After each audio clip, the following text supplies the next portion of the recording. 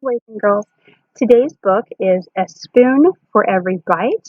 It is written by Joe Hayes, illustrated by Rebecca Lear, and in Spanish the name of it is Una Cuchara para Cada Bocado.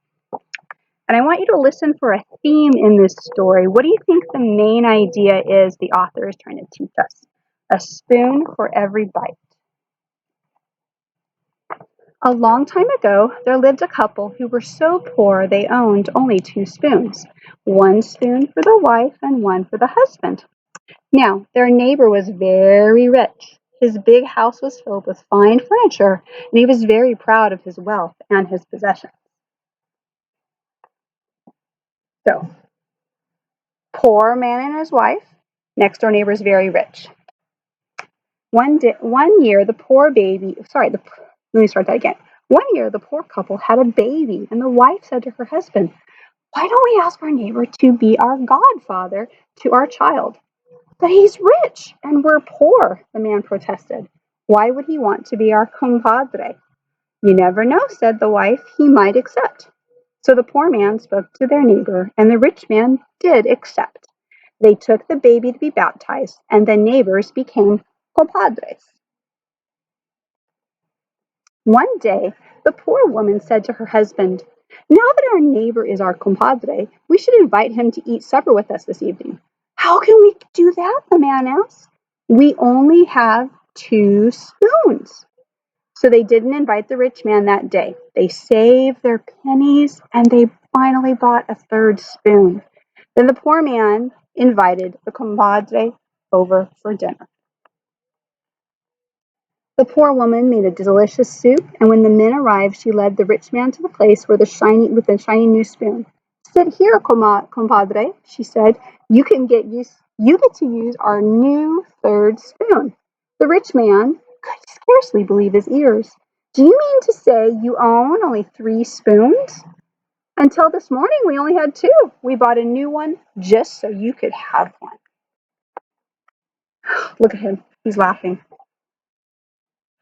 The rich man laughed aloud. "You had only two spoons, and you bought a third one for me to eat with?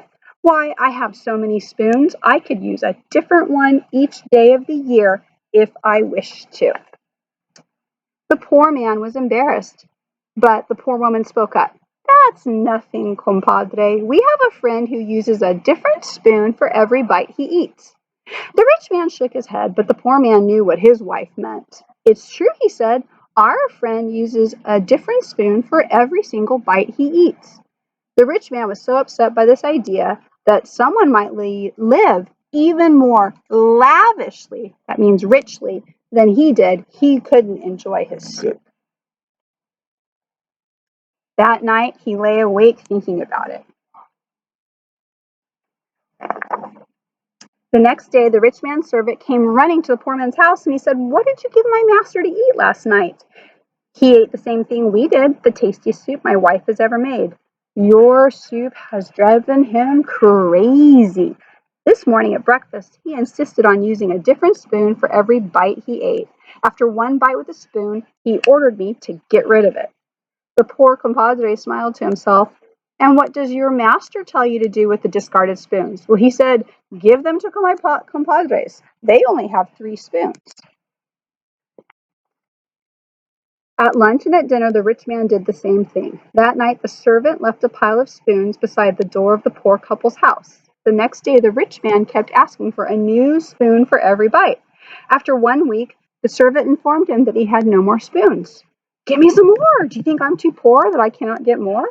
So the servants bought all the spoons in town, and then he had to travel to more towns to buy more spoons. So let's talk about this. The poor couple next door told him, "We know somebody that can use a new spoon for every bite." He believed them and he decided, "Well, I'm so rich, I should take a bite, throw away my spoon, a bite, throw away my spoon." And he told his servants to give the spoon to the neighbors. Remember, they're poor, okay? And now there are no more spoons in town. So the rich man began selling his livestock. We talked about the rodeo and farm. That's his animals, the word livestock. And he sold them all. And Soon there was a mountain of spoons next door to the poor couple's house. It just kept going. In a year, the rich man squandered all his wealth. Squandered mean wasted, got rid of, basically threw away his wealth. And there was this 3 spoons in his house. He walked angrily to the poor couple's house and he pounded on the door. "You lied to me," he roared at them. "No one can use a new spoon for every bite. I have proved it. I was the richest man around, and not even I could do that." He looks pretty upset, too. "You're mistaken, compadre," the poor man said. "Day in and day out, year in and year out, our friend uses a different spoon for every bite he eats." "Take me to meet this friend," the rich man demanded. The poor couple took their rich compadre to the nearest Indian pueblo. They went to their friend's house. The Indian and his wife welcomed the compadres and invited them in to stay and eat a meal. "That's just what I came for. I want to see you use a new spoon for every bite." So we went to these people's house, and they can use a new spoon for every bite. So watch out, watch for this trick. I'm going to show you the secret right there. Look how he's eating his beans. What does that look like to you? That's right, it's a tortilla. "Spoon?" asked the Indian. "This is the only spoon I use." He pointed to a stack of tortillas on the table. Here's the tortillas. And he'd break off a piece, he scooped up some beans, and then the tortilla was now the spoon. It's not a spoon made of metal, it's a spoon made of tortilla. And every time I took a bite, he had to get another piece. Again, the rich man was too upset to eat his meal. He got it from the table and he walked home sadly. And it says, "He'll never use that spoon again," said the poor man. Remember? Because he's eaten it. But here's kind of the theme or the end of it. The poor couple enjoyed every bite their friend served them, spoon and all. And then they walked home smiling. They knew that when they had sold all of the spoons the rich compadre had thrown away, they would live the rest of their days in comfort.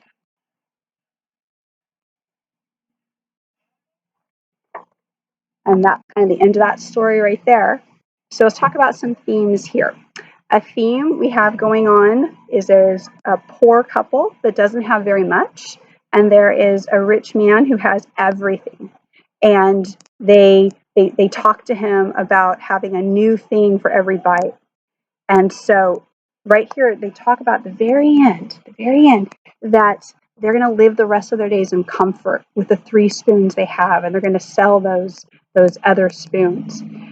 Our theme right here is money doesn't buy you happiness, and that having too many of something buys you happiness. But then there's also the theme going on here of enjoying what's right in front of you. So, boys and girls, I just want you to not be worried about money. I want you to enjoy your families, and I want you to make friends with people, just like this couple made friends with the next door neighbor, and the next door neighbor did befriend them back. So there's just a couple of those scenes right there.